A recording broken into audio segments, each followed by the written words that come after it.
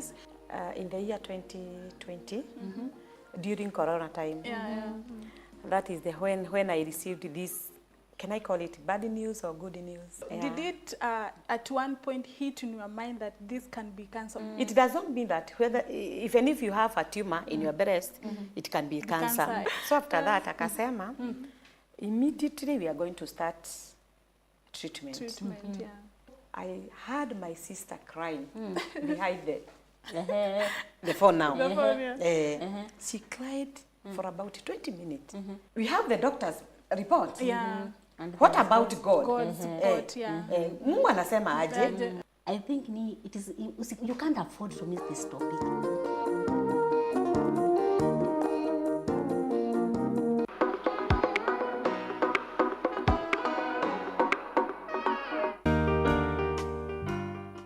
We are here to talk about youths.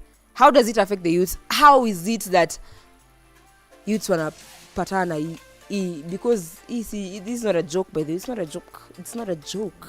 Most of the time, people we are around with hawajui about mental health, hawajui how to support the people who are going through issues. We don't create that space where our friends can easily share with us stuff wenye inawasumbua. Ya kwanza, nishaipiga makanga. Hawajui strategies ya kukusaidia to cope with the situation you're in. So the only thing they will do, they will shun you, watakuhepa.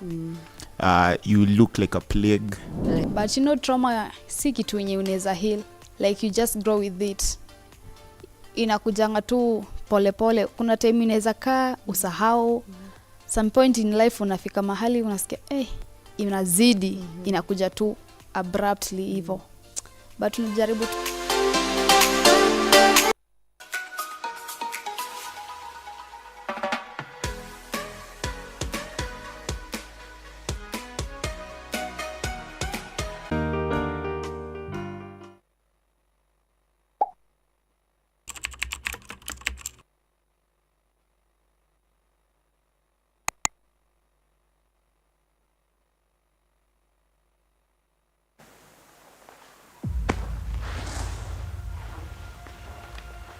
Mambo mawili bro, 2 million or you go meet your creator.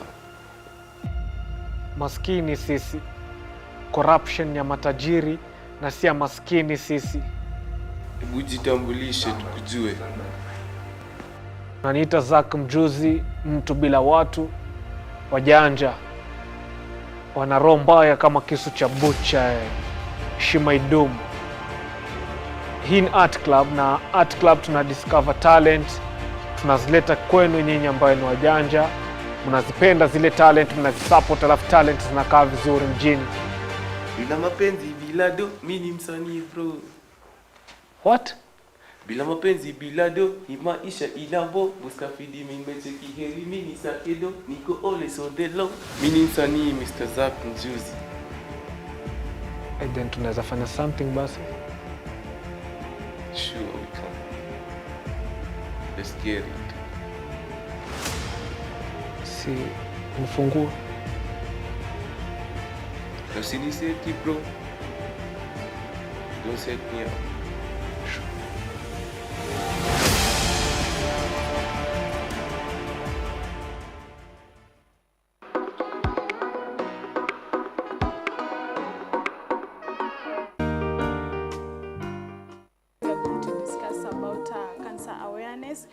In the year 2020 during Corona time. That is when I received this.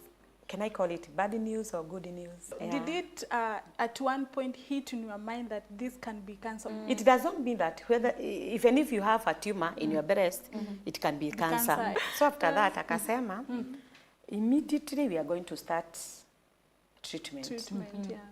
I heard my sister crying behind the phone now. She cried for about 20 minutes. We have the doctor's report. And what about God? God's report, Mungu anasema aje? I think it is, you can't afford to miss this topic.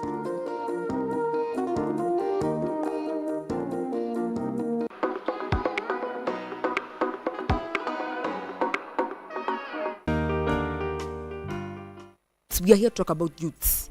How does it affect the youth? How is it that youths wanapatana because this is not a joke, by the way. It's not a joke. It's not a joke. Most of the time, people you are around with hawajui about mental health, hawajui how to support the people who are going through issues. We don't create that space where our friends can easily share with us stuff wenye inawasumbua. Ya kwanza, nishaipiga makanga.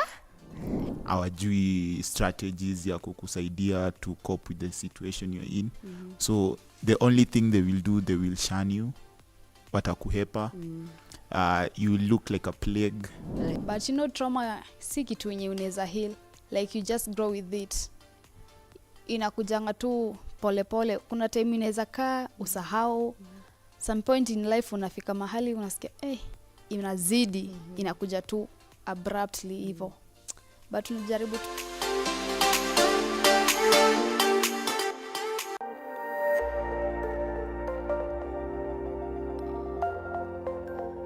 Everywhere, GBS.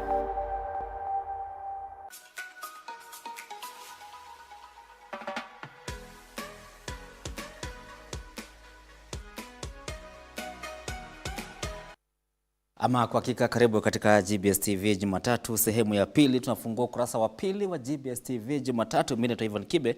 Hivi sasa tunavyozungumza naweza nikasema ya kwamba ni saa 2:46. Hii inaashiria kwamba gurudumu la GBS TV tunazidi kulisukuma hadi mida ya saa 4.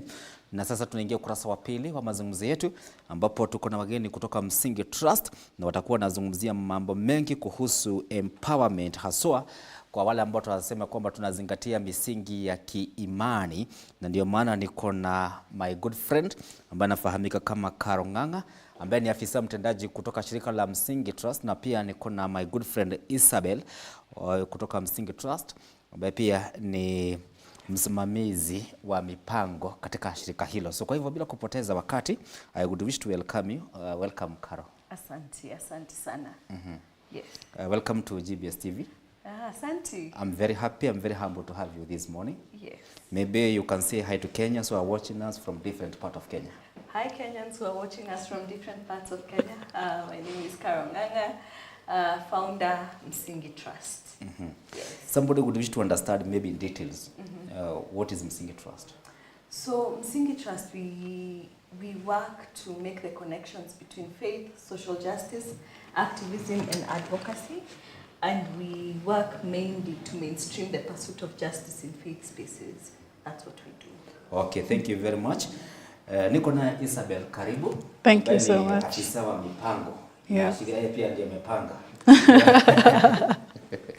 Leo ndiye amepanga tupatane hapa GBS TV Jumatatu. Karibu, say hi to Kenya. Thank you. My name is Isabel Opondo na ninafanya kazi Msingi Trust kama programs officer. Na tunafurahia sana kuwa hapa kuzungumza kuhusu faith and feminism. Yeah. Maybe ningetaka tuanzie pale. Tunapozungumza kuhusu faith and feminism, tunazungumzia kuhusu nini? Faith tuseme kwa Kiswahili ni imani. Feminism kwa Kiswahili hapo itabidi umenitranslate. Lakini feminism is just about fighting for equal rights for women and ensuring that whichever space we are in, we are doing the best. We are showing that women have equal rights. They are treated as human beings.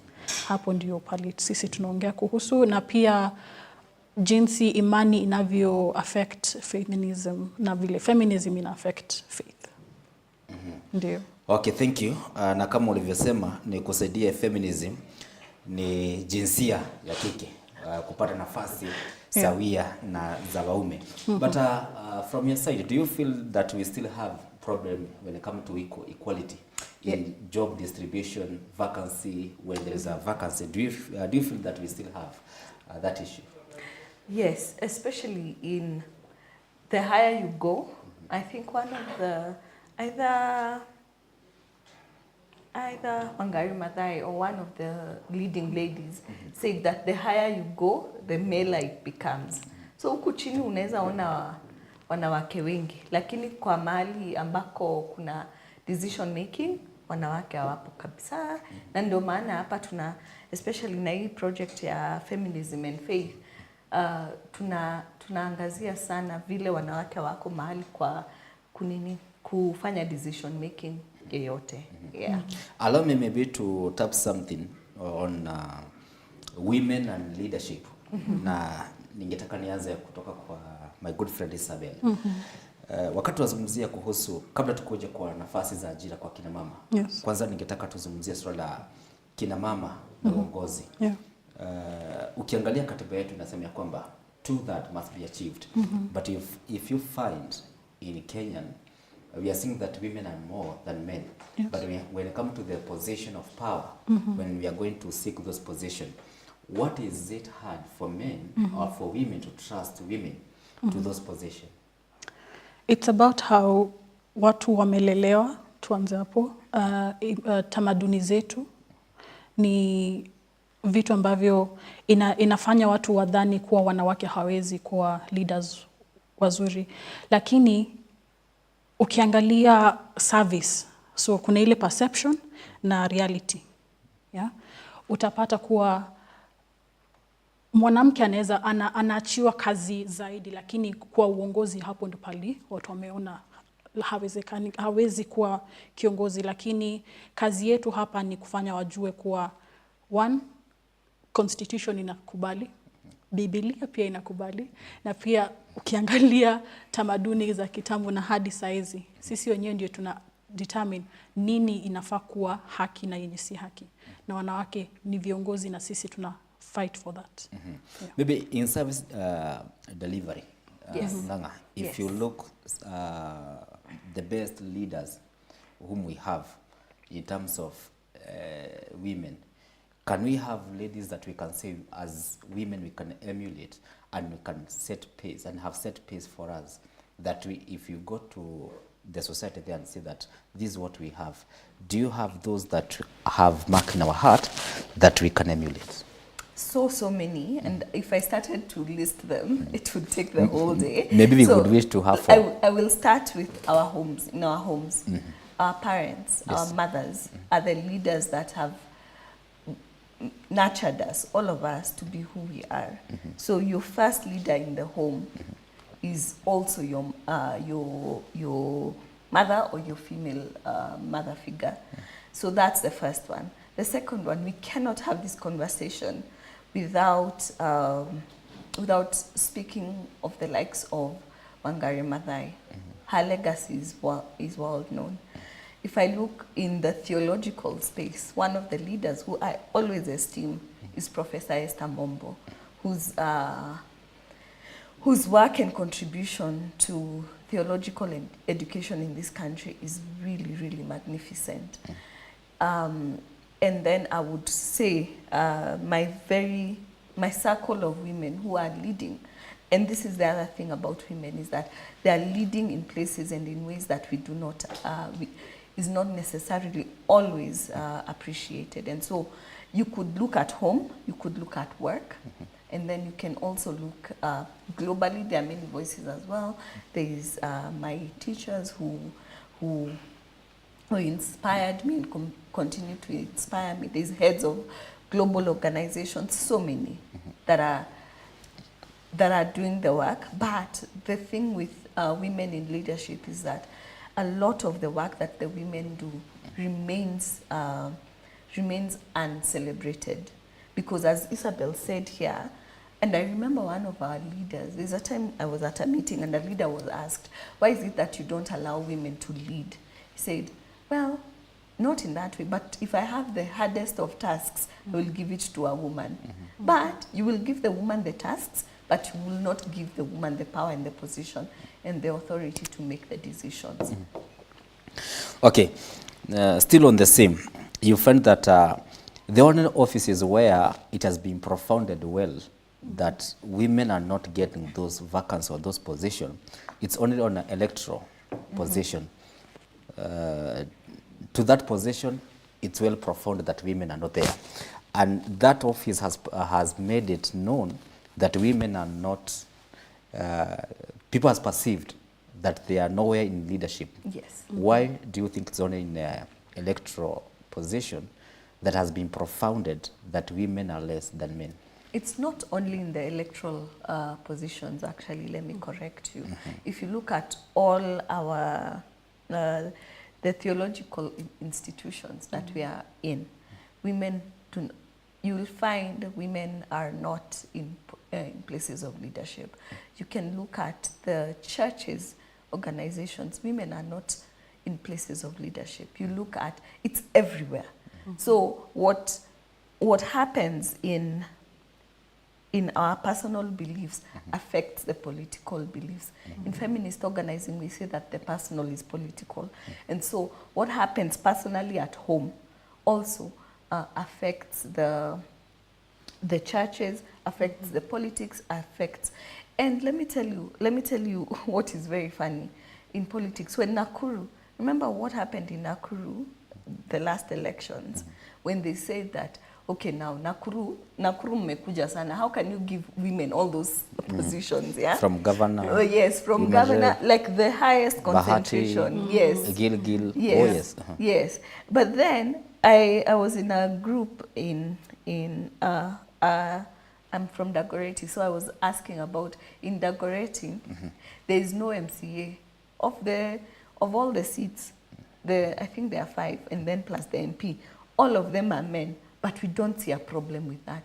So we will see a problem when it's all women, but we don't see a problem when it's all men.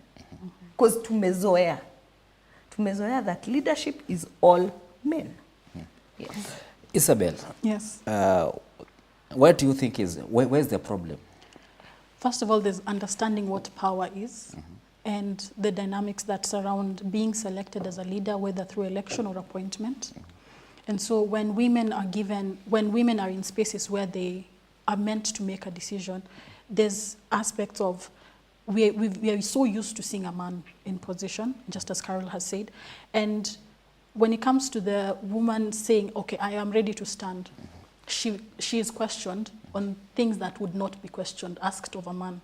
Say, if I wanted to be a leader today, you would question my being single or being married. That is not the same for a man. You'd question, if I have children, who is going to be the mother for these children? You know, so the support system that a man is having to become a leader, because you need a lot of support, you need a lot of people backing you, it's not given to women. So say if there's a family involved, who is taking care of these children? Are they allowed to be powerful and still be mothers, be powerful and still have a different identity? So the multifaceted identity of a man and versus a woman, it's not taken into consideration. So then even walking into rooms where decisions are being made, understanding who is actually making these decisions and who's in charge. So these are things that women are not being given support to take up this leadership, and therefore it really affects them. So even when they have the opportunity, they do not know how to take it up. Can I add something to that? And I will use sports now as an example. Yeah. When Faith Kipyegon won and has consistently won, the questions that she's asked about her husband and her children. Ushaisikia mtu akiuliza Kipchoge about the children and the wife? Hiyo maybe siwache niulize wanaume waje wanatazama wajibu hiyo. For sure. No one asks about Kipchoge's wife or Kipchoge's children. No one. And we need to ask ourselves why it is that we have to first ask about, for a woman to be fully woman, lazima kwanza tuulize kuhusu, je, akona bibi, akona bwana, akona watoto. Acha ukiwa na mmoja ni shida, ukiwa na watano ni shida, utaulizwa unawaacha na nani. Maybe on the same, at 100, state very clear that there are some gaps that need to be bridged, and I believe that you as a Msingi Trust, you are coming maybe to bridge those gaps, making sure that youth are well represented in positions of leadership, women, people with special cares, marginalized. But I want to go specific to the position of women. Why does it sound always that women, they are not go-getter like men? I don't know where that sounds, but for me, I am a But it's a reality. I go for the Definitely. things, but you see also the way we've been socialized. We've been taught that some things belong to men. Yeah. Some positions are for men. Some conversations are only for men. And even sometimes when I'm having difficult conversations, I'm told, why are you talking things that only men are allowed to be talking about? And so it's our socialization. It's how we've believed what a man can do and what a woman can do. We've placed limitations on what a man, on what a woman can do, but we've opened the gates on what a man can do. And so it might not necessarily be stated, obviously, but then there's the way it's it's the unsaid things. You are asked, kabla uende hapo umefanya hivi, umefanya hivi.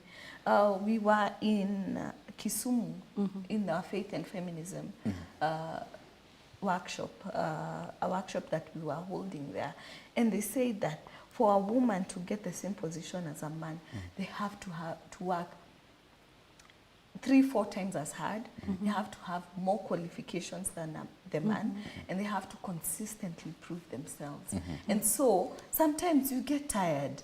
Unaona mtu na wanasema tulisoma na huyu mtu in the theological institutions. Tulisoma na huyu mtu akakuwa ordained many years before me, and the things that were asked of me versus the things that were asked of them are very similar. Mine was, they have more hoops to jump than the men. Yes. Okay. Yeah. And also there's the aspect of jumping hoops, and as Kara said, when you're looking at qualifications, it was really emphasized by the Archbishop of the churches that we were handling. And so you see, she says what women have to do is ensure that even before they enter a room, that they know that they will not be questioned on anything. When it even comes to integrity, some of the things that would not be questioned of a man, you know definitely the smallest of issues you'll be questioned as a woman. And so that magnifying glass being put on you all the times, it's also not good for, like, you know, your mental health.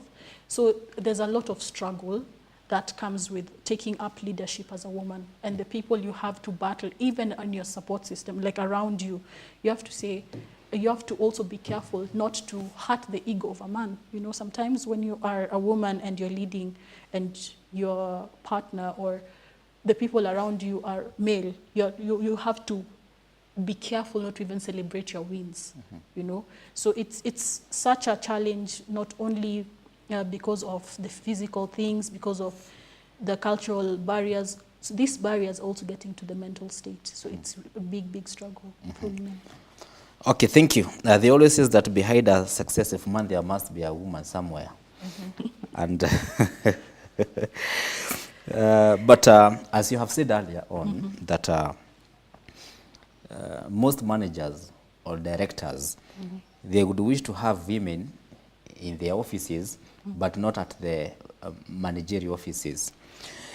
During campaign period 2022, we have learned a lot that I'm sorry, ya kwamba kuna jina lilikuwa natumika, the flower girls. Yeah. Yes. Hii ni GBS TV Jumatatu, unazidi kutazama hapa hivi na tunaendelea na mazungumzo yetu. Siku nataka kuelekea pale, but hilo jina flower girls lilitumika nini?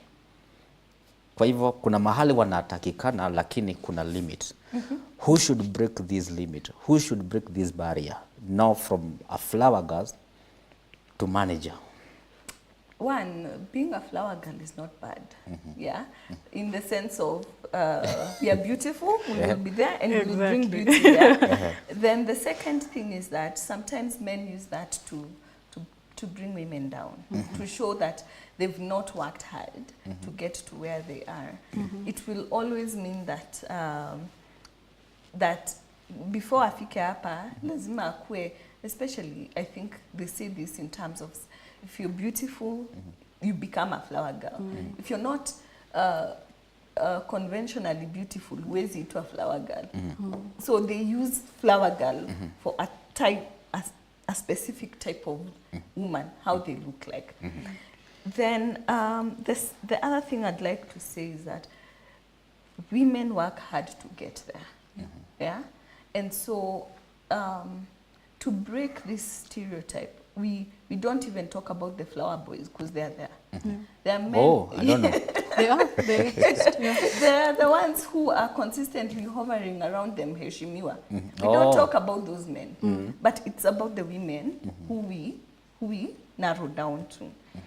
But what are the contribution of these people? Sabina Chege, an amazing, brilliant woman, cannot be called a flower girl. Anne Waiguru, even though she has her political scandals and all of that, but she's a woman in her own right and a leader in her own right. There's the governor. There was the governor for. She passed on. What was her name? She was from Rift Valley. Very strong. Kule kwa kina Isaac Ruto. I remember there's one governor who passed there, so that. Yes. Very strong woman. Very strong woman. You cannot dare call those women flower girls. They are there in their own right, doing what they need to be doing, and doing it well. And so we've seen that you will be called names, and a flower girl is one of them. And sometimes we say, own that name and revolutionize it. So you can say I'm a flower girl, but a flower girl who will do what needs to be done. Yeah.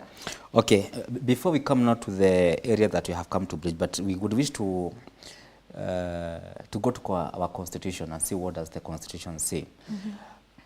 You look that there are some areas, even if you are saying that women are being looked down, but if you look the distribution of government resources, you find that somehow women, it sounds that they are being favored. You look that there'll be women fund enterprise. Utakuta kuna pesa kama ya Uwezo fund. Also hata kama kuna vijana wale ambao wanasaidika sana ukiangalia ni wale wa mama ambao wamejiunga kama vikundi na they get support, but we don't have men fund. Because men have always been funded. By who? By the systems, by the economies, yeah? So, just ask an author that I really love called Masiamba Oduyoye said that men do not, in terms of look at the Women's Guild and all of that, men did not ever need to consolidate their power because they already had the power. Yes. And so, in tu sahi imeanza tunaanza kuona kina the PCMF and all of those things, but in actual sense, consolidation of power and resources is needed for people who never had it. So if you had the advantage of running, let's say we are running a race, na ulikuwa umeanza the race 2 days ago, na mimi naanza hiyo race leo. Who has the advantage? Yes. The person who ran the race, who started running the race 2 days ago. So what they are doing right now is the women who, when the race was begun, they were told, kaeni nyuma, hamwezi kimbia nyinyi ni wanawake. So what all these funds are doing, wanasaidia kufikia wanaume mahali wako. But also this Uwezo fund, the youth fund and all of that, many men are benefiting from it as well. It's not just for women as many people believe. Yeah.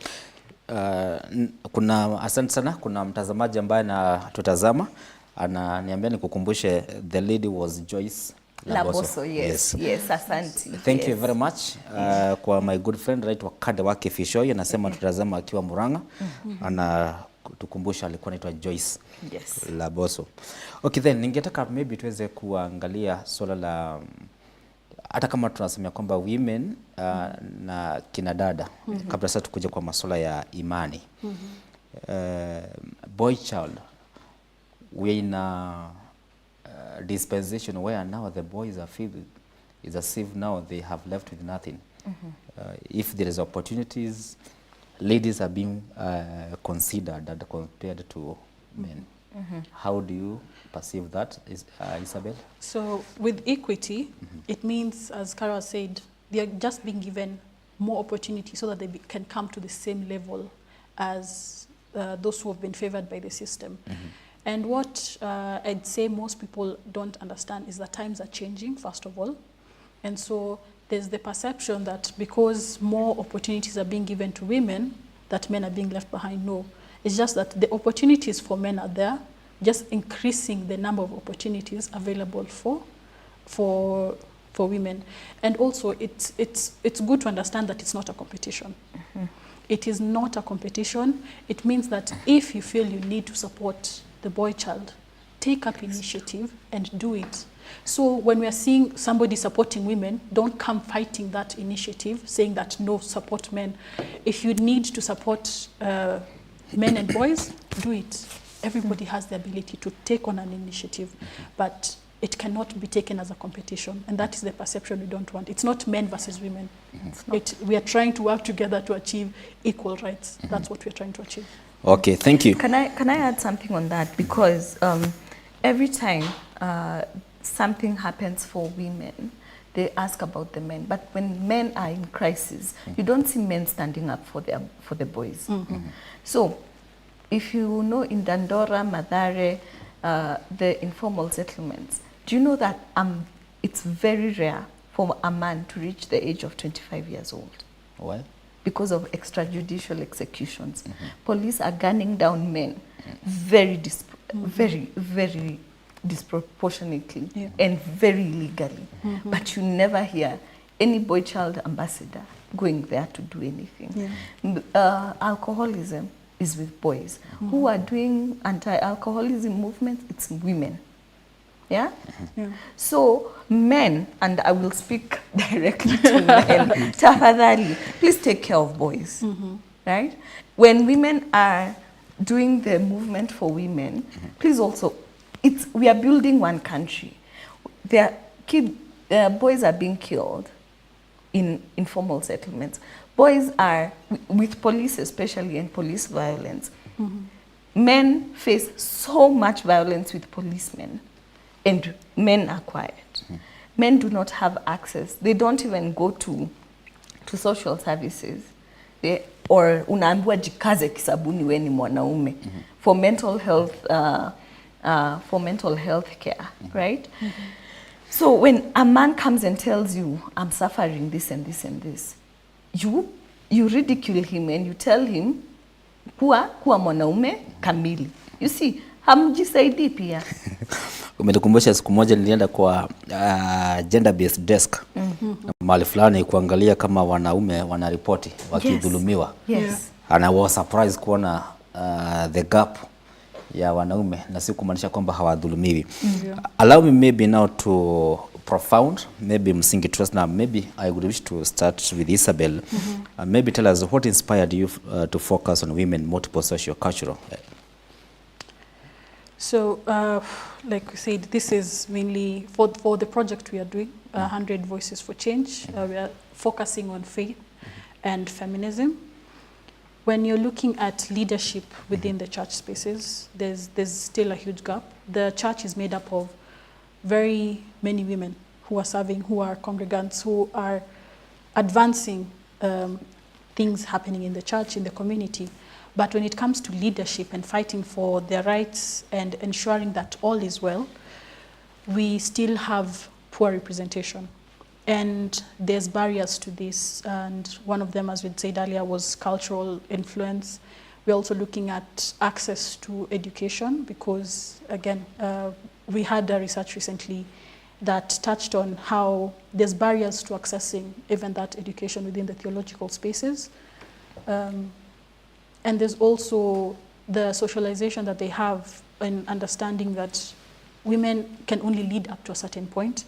So these were things that we felt needed to be discussed, that needed to be addressed, and finding out what really is making it that the percentage of leadership that is women is still pretty low, and that's why we took this on, and we've just been making great progress. Okay, thank you. Will you try elaborate on significance of storytelling, especially when talking about we are using church as a tool, maybe to bridge the gap that has been left in terms of women empowerment? Yeah, I will share a story of when we were having a conversation, and people can go to our Facebook page, Msingi Trust, and listen to the story of Bishop, Reverend Dr. Emily, right? Yes, yes. She told us about her story on how she got to leadership. When someone tells you, if I tell you that these are the obstacles that I have faced in my capacity to get to leadership, then that story has a humanity to it. It's not just a statistic. It's a number with a face. It's a story with a face.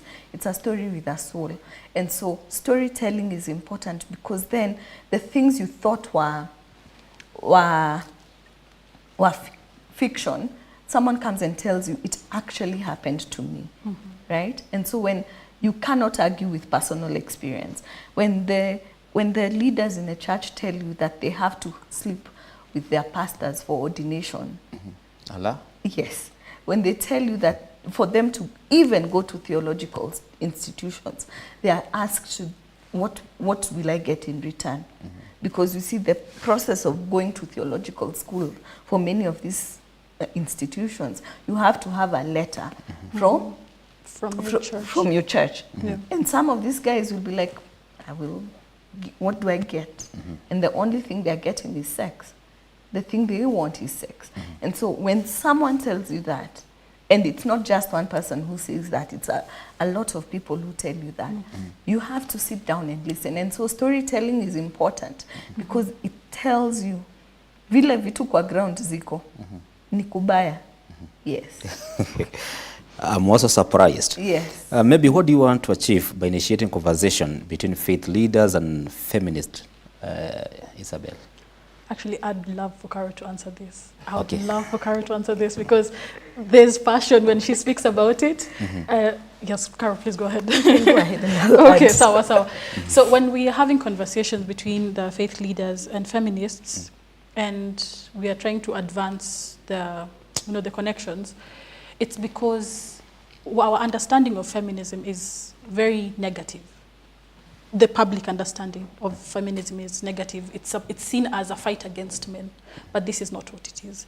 And within the church space, we are looking at how can we advance women? How can we show that they are part of the one body of Christ?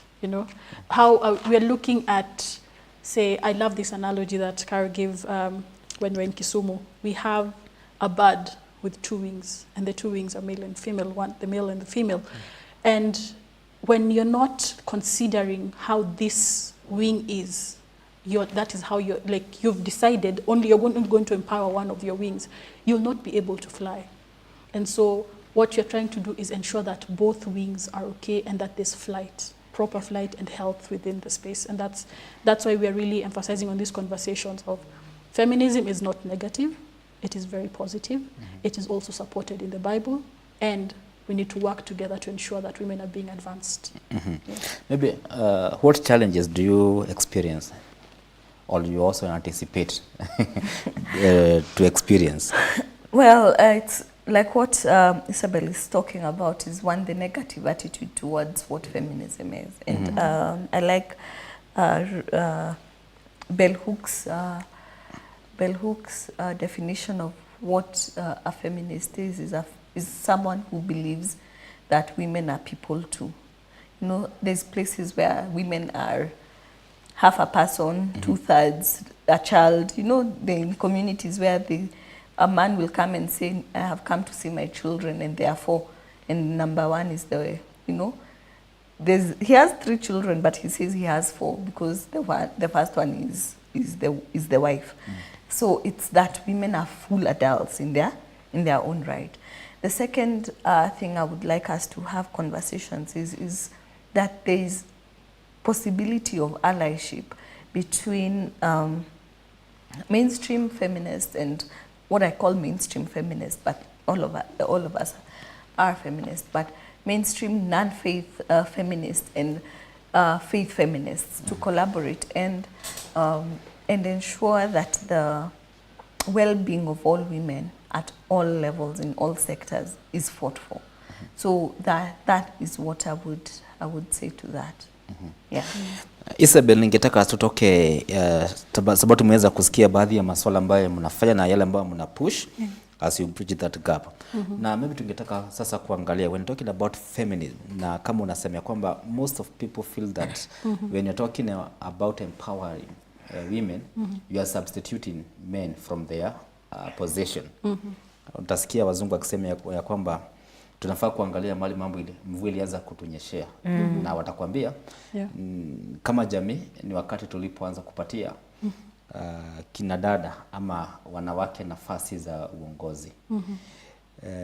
Na several times umesema kwamba the Bible do support that.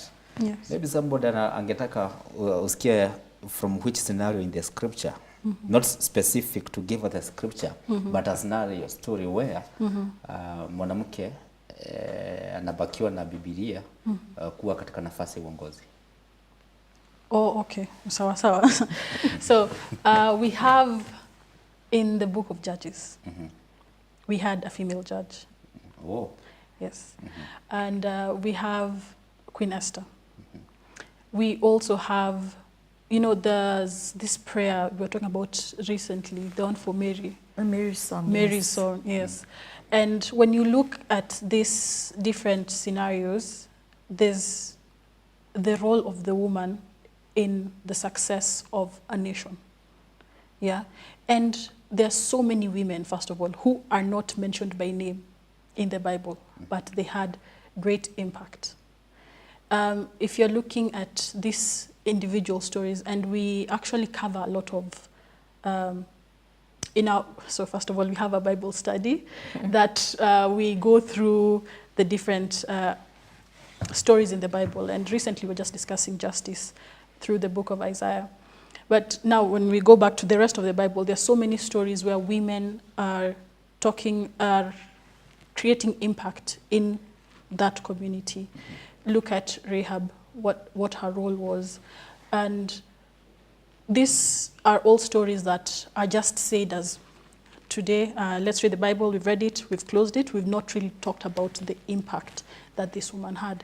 But when we look, when we dive deeper into understanding what exactly is going on, is when you now see what the role of this woman was. So in essence, the issue is not that there are no stories in the Bible backing women, but it's that are we actually going in depth and understanding what was the context, what is being discussed, and how can we apply it to our present life.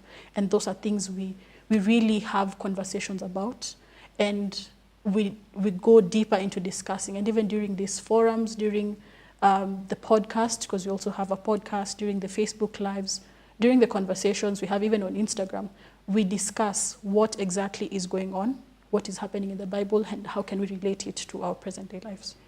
Yeah. Can I add to this? Yes, please. Based on the beginning, thank you, Isabel, for that the beginning story, when God created male and female, created them equal, there was no hierarchy. Was male and female, he created them in God's own image. Okay? And then the other thing is that when he said, let us create a helper, the word that he used is called Ezer, E-Z-E-R, K-E-N-E-G-D-O, Ezer Kenegdo, which means equal in stature, in power, and in might.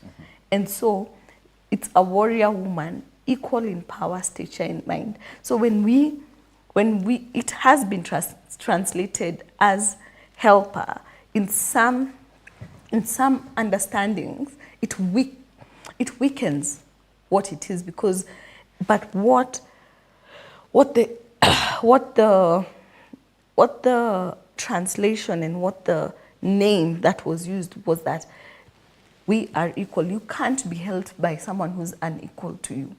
You are helped by your equal, but our understanding diminishes the value and the role and the power of the woman. Yes. Okay, thank you very much, Carol. I wish to maybe to focus on our policy. Yes. Because the issues that tunazungumzia, they need to find space yes. in our constitution. And what are you doing to make sure that now what you are pushing, it's been mentioned to our constitution? Who are you working with? Who are your partners? So at the moment, what we are doing is sensitization. One of the key products after this that we are going to have is a faith and feminism curriculum. We want to work with theological institutions because you see a lot of because our influencing area is in faith spaces, we want to work and partner with theological institutions to show them that you need to prepare the men especially and the women for leadership in faith spaces. And so our partners would be the theological institutions, would be individual leaders themselves, and would be the churches at local level, because that's where the impact mostly is going to be felt. Nataka tuchukue break fupi, tukirejea tena tukua tunaangalia the integration between now the tradition and now the faith. Where are we merging, and what is this that is now connecting us so that we can have now a harmonious idea that we can sensitize the community to. Now nachukua break fupi. Hii ni GBS TV Jumatatu. Naitwa Ivan Kibe. Ndani ya studio niko na wageni kutoka shirika la Msingi Trust. Niko naye afisa mtendaji wa shirika hilo, si mwingine anafahamika kama Karo Ng'ang'a, na pia tuko na afisa msimamizi wa mipango anafahamika kama Isabel Victoria. Tutachukua break fupi na rejea. Mimi naitwa Ivan Kibe.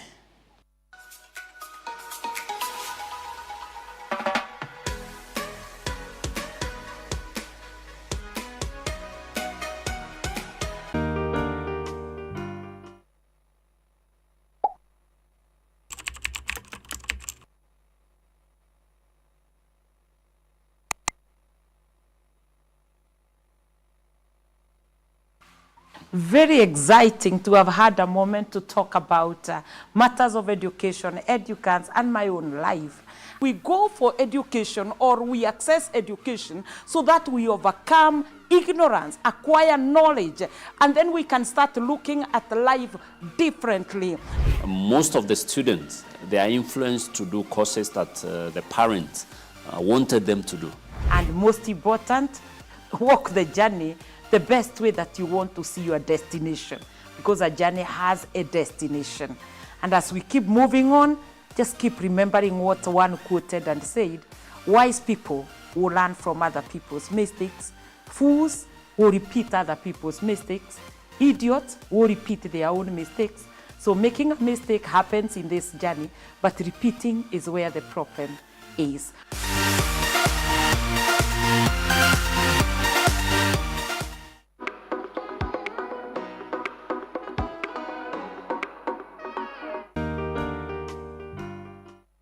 Care and Delight program.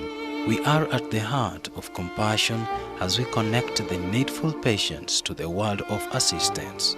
Brian required a liver and a kidney transplant worth 6 million shillings, and baby Timothy urgently needed a pacemaker worth 600,000 shillings.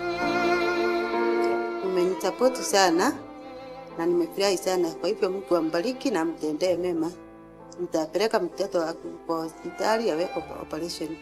Kwa hivyo Mungu ambariki sana, mtendee mema. To all the viewers of GBS, we are very grateful for watching my son's story and the way it touched you. We are also very grateful for all the contribution that you sent. May God bless you.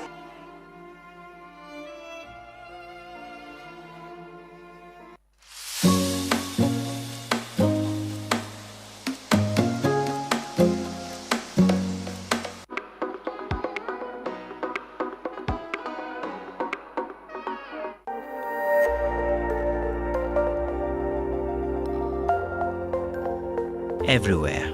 GBS.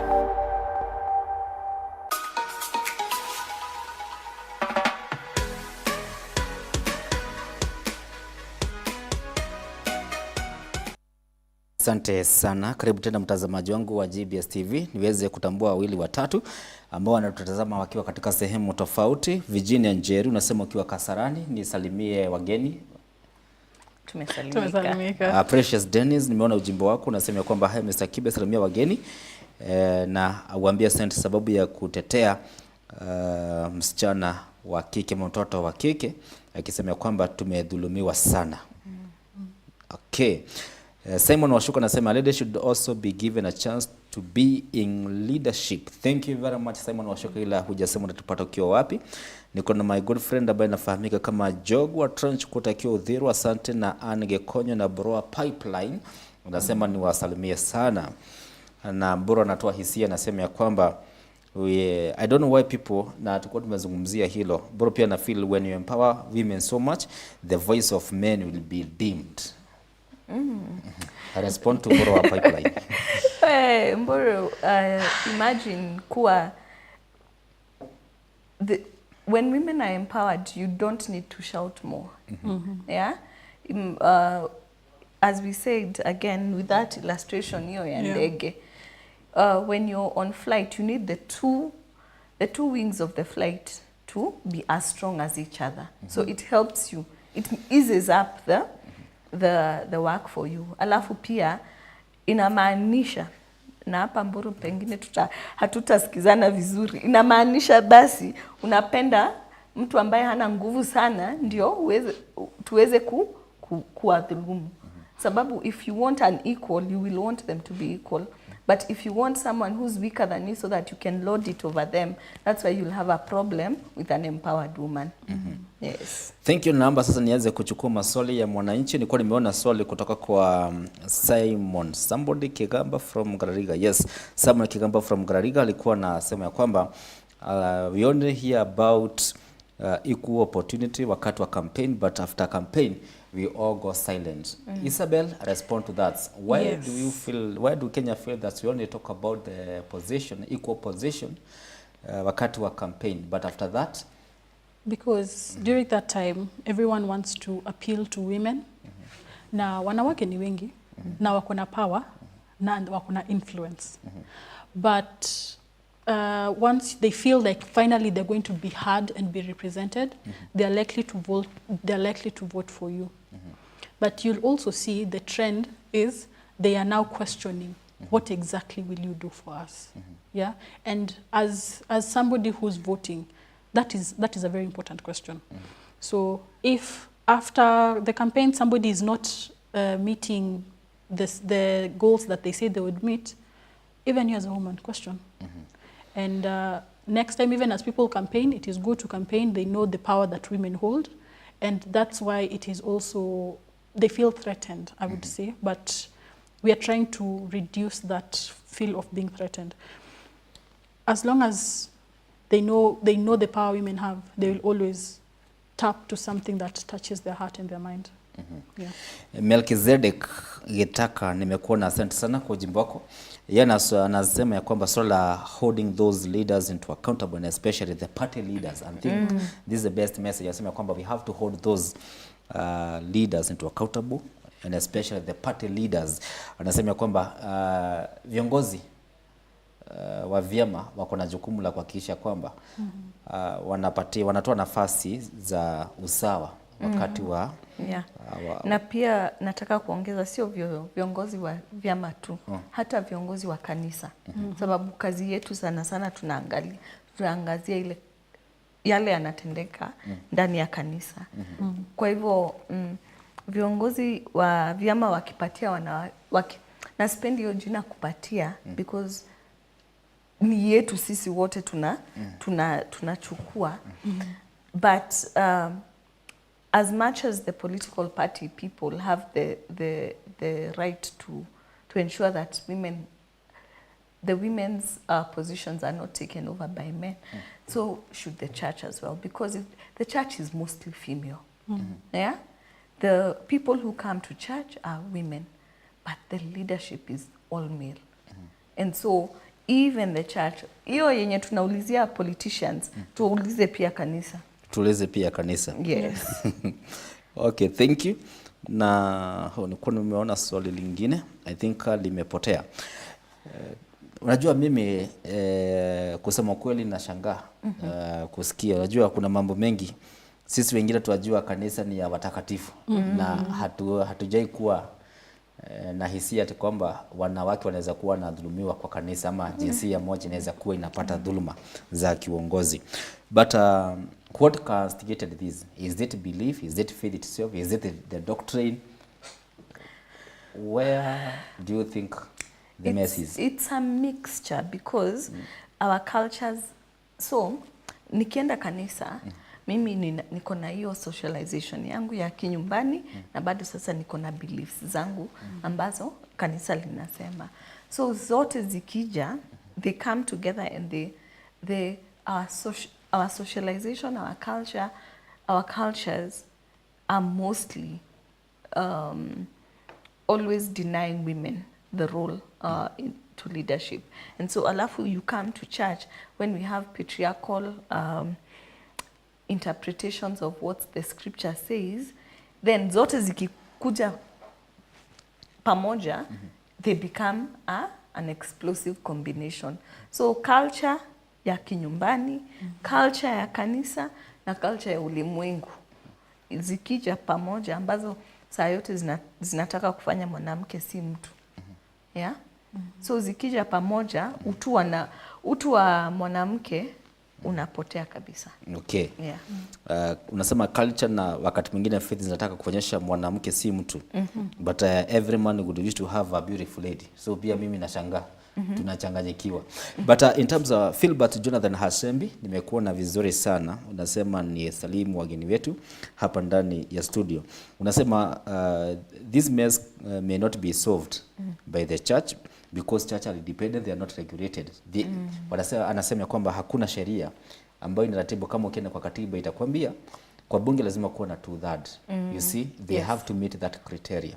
If you go to nafasi za kazi, ofisi, utakuta angalau lazima kuwa na 2/3. Hiyo ni sheria iko pale katika sheria za nchi. But when you go to church, there's nowhere the church is being regulated in terms of leadership. Maybe do you think that we have to submit now the leadership of church maybe to be controlled or to be regulated by the government? Wow, that's a very loaded question. But for now, that will take a lot of sensitization and lobbying and having conversations that touch on what the governance should look like within the church and the relationship between the church and the state. But before we even get to that point, we need to start with sensitization within the church of what is this individual church doing, and the multiplier effect will work for now. So that is a bigger conversation, but we need to start with step 1, step 2, step 3, and that's where we are at. Prior Esther anasema niwasalimia, nauliza who are your main target on this? Our main target is the church leaders, the churches, the theological institution, and organizational leaders. Yes. Maybe what is the response maybe for the years that you have worked? The response has been really encouraging because I think ukiona, these are things that are known but zimefichwa, ziko chini ya maji. Yes. So ukiona tunaleta hiyo opportunities na spaces ya kuongea, inakuwa very welcome. On the previous question that you had said about regulation, I think what unfortunately with the Kenyan church, they've been given opportunities for self-regulation for so long. We've been given the opportunities for self-regulation for so long, but we've not taken. Ni saa hii tu juzi watu wali launch I think kitabu ya regulation, but I think the laws of the land should also be the laws of the church, so that when you see that the constitution says that positions of women should be 2/3, yeah, there should be a 2/3 gender rule, which actually even means that if there are many more women, even 2/3 is not just for women, it's also for men, so that there is no, at any one time, no more than 2/3 of one gender occupying positions of power. Yeah, so it should encourage both men and women to ensure that all voices are represented. Yeah. Okay. Isabel, tell us more about the upcoming Faith and Feminism Conference, and what do you target on those? So we are having a conference that's starting on Tuesday, Wednesday, this coming Wednesday. And we have brought in representatives from across the country. We have coming in from Western Kenya and within Nairobi as well. And for this, the aim is to create joint action plans that will be used to advance women leadership and feminist, pro-feminist activities within the churches in these two regions. And what we really want to do is have actionable items being decided on and being led by representatives from churches, representatives from theological schools, representatives from feminist organizations, and having a plan that has all these people working together as well as community members. One thing we understand fully is that the church is part of the community, and therefore we cannot work as silos within the community. And with such a conference, bringing in different perspectives. And this is a build-up from the workshops we've been having. So we already have a wealth of knowledge coming in, people very interested, and now it's working on plans for the next few months, next few years. What are we going to do working together to advance women's rights? Yeah. Maybe you may have something to add?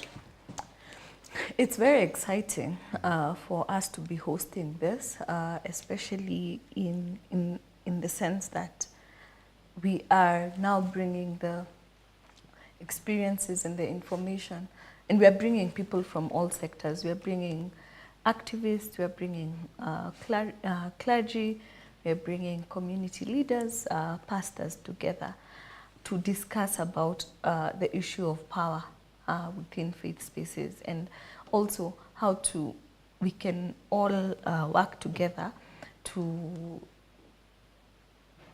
strengthen the voice of women in faith spaces, knowing that some of these faith movements, and like a movement like the Women's Guild, was begun because the women said no to female genital cutting and mutilation in central Kenya.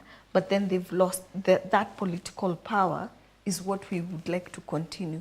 Because imagine if a church, a group of women in church can campaign against a vice in the community na imalizike. So that's the power we want to consolidate. And so imagine that power consolidated with activist power, with clergy power, with institutional power. We will be good. And so we will find that women will no longer be exploited in faith spaces, because women are highly exploited in churches.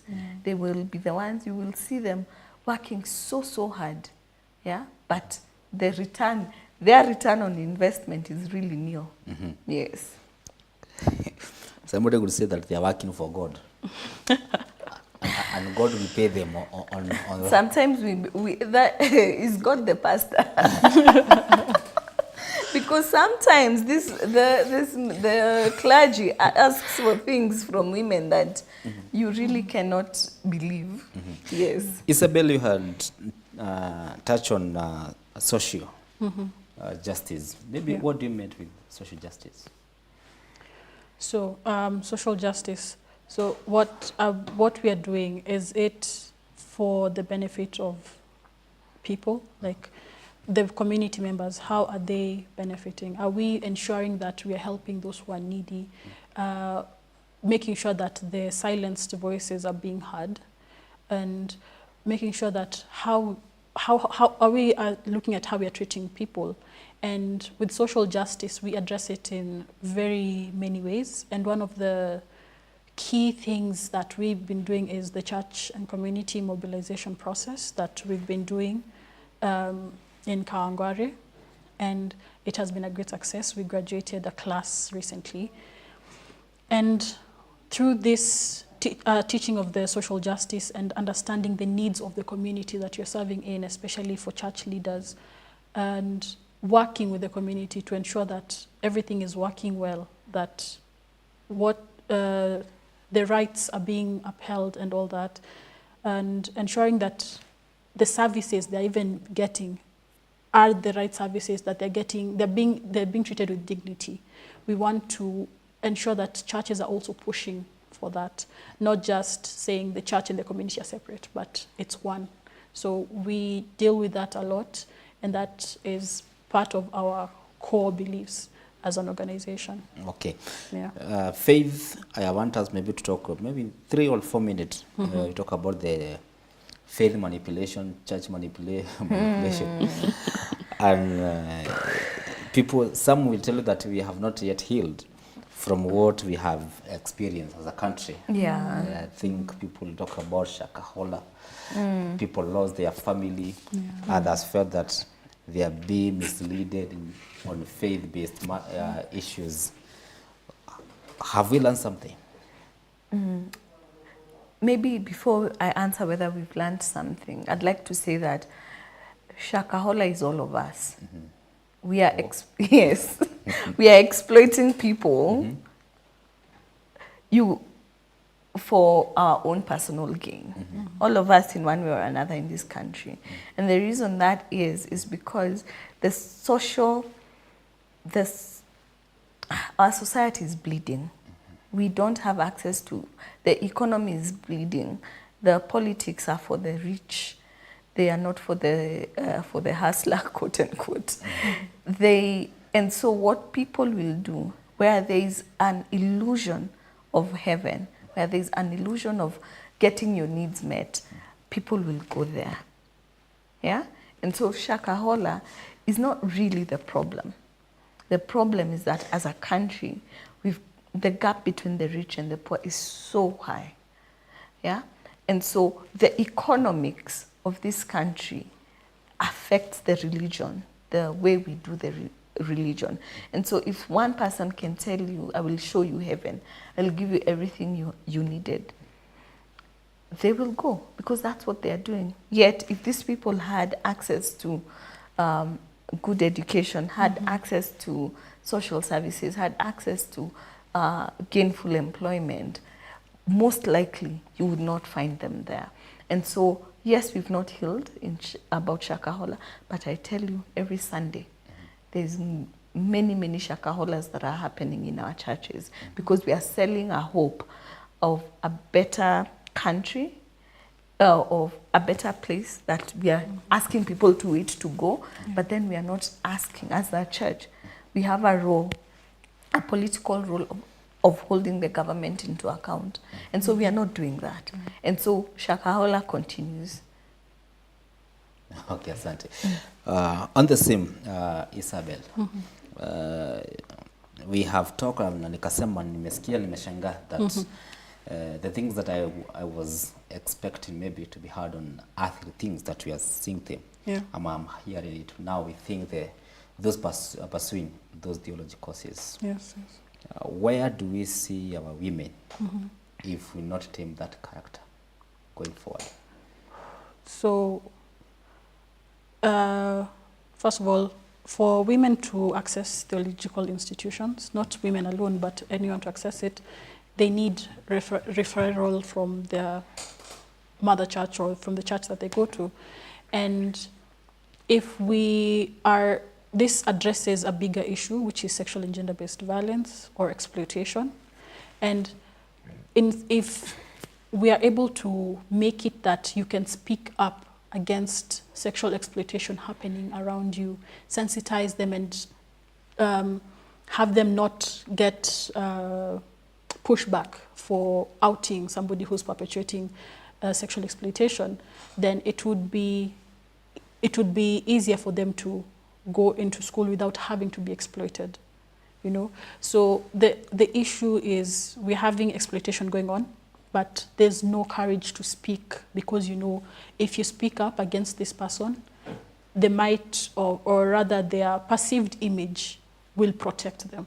And you as a nobody, you'll not be heard, you'll not, whatever chances you had of growing up the ladder within this space is cancelled. You're seen as a problem, yet you're the one who's been exploited. So this, when we speak, we're trying to get people to speak up about also sexual exploitation within the church space, within the faith space, and giving women power to just, even men who have been exploited, to speak up. And once there's voices speaking against it, we are able to deal with the perpetrators, because they still have the power, and that's an issue.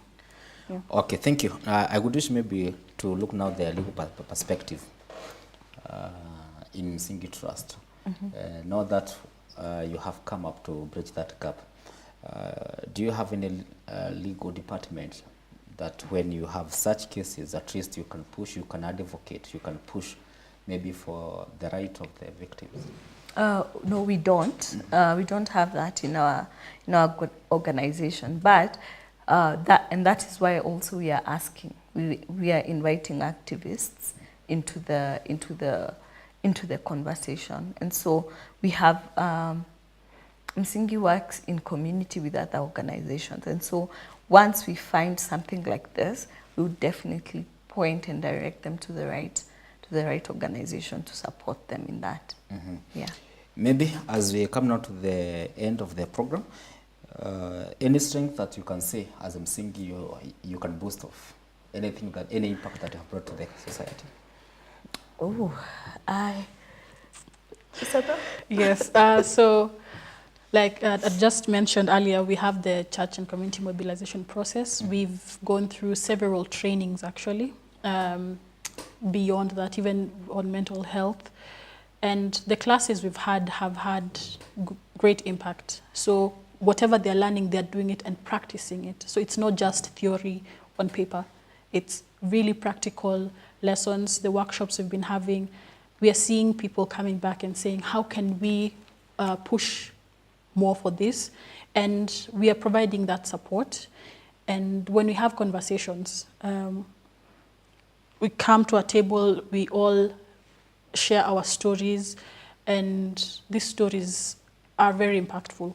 So we are seeing people having the drive and the urge to really act on what they believe is true. And another thing also, remember we'd had a conversation about setting up of the community library. We've done that, and it's growing. We've received immense support. We are very grateful to our community members, to the churches, to the partners we've had who've made it possible for us to have a space where children can come and learn. So we are trying to achieve equitable access to education as well, and that is working really good. So it's just been, I can say, an amazing year, and we know that there's so much further to go and more partnerships to be made. So we're just very happy. It's been a good year. Yeah. So I can add on that is that our conversation on faith and justice and advocacy is very,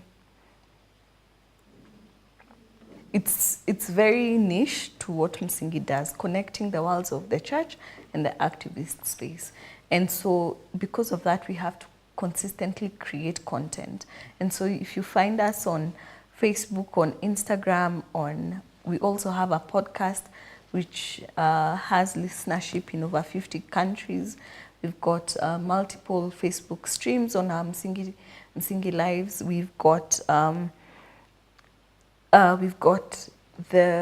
We are invited in conferences and forums to talk about the role of the church in advocacy and activism. So those are amongst some of the things that we've done. Yeah. On Wednesday, you see that you have a big conference, maybe. Let us know if there's anything that we should know before about dress code. Naweza kuja nimevaa suit Na maybe hiyo siku dhimu yake ni tuvae mtoto Mwafrika. Tradition, yes. Unfortunately for this conference, it's based on invitation. So the people who we've asked, tushawaambia vile wakuje, but the dress code is free. But the hope is that we grow this conference. Right now we don't have the capacity to take on as many people as possible, but we hope that it becomes an annual event. So the next time nitakuwa hapa, tutakuwa tunaisema it's open and free for all, which would be really good. Yeah. But I don't think I will have to wait until next year if I may need you to share something with us. Mtanipatia nafasi. Yes, karibu sana. Okay. We are open and we are always willing to come and speak and be in places where we are called. Yes. Okay, thank you. Those were my questions. Maybe Isabella, you have something that I have forget. Maybe you feel that I am supposed to ask, but maybe I didn't. Well, we are located in Dagoretti South, and it's in ACK St. Andrews, Rhythmitu. When you go look for Day Love, it is there. If you search Msingi Trust, you'll find the link to our place. We are open, we have a community library, and we would love to have more interactions on our social media.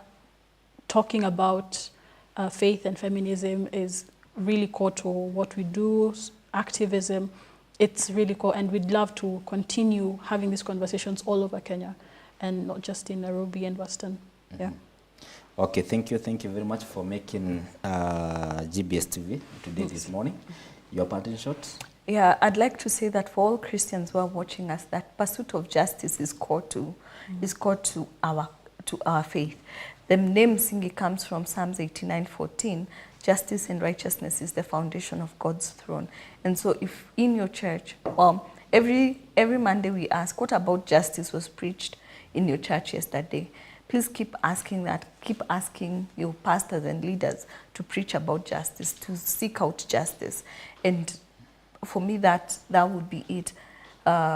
Practice justice, be involved in matters of justice, because it's your Christian call to do so. Yeah. Thank you. Mimi nataka niseme asante sana sababu ya kutupambia asubuhi ya leo. Na sababu niko na SMS nyingi sitasoma wameandika nini. I will just recognize them. Nianze na my good friend anaitwa Derito, thank you very much. Okuoro, thank you. Msoa wa mama, thank you. Rebecca Mwangi, thank you. John G wa Bagaria, asante sana. Samuel Moshiri, thank you. Mamake Gift, thank you very much for watching us. Winnie Nyambura, thank you. Karit Kawaidhira, thank you very much. Moses Njane, Milka Nyambura, thank you.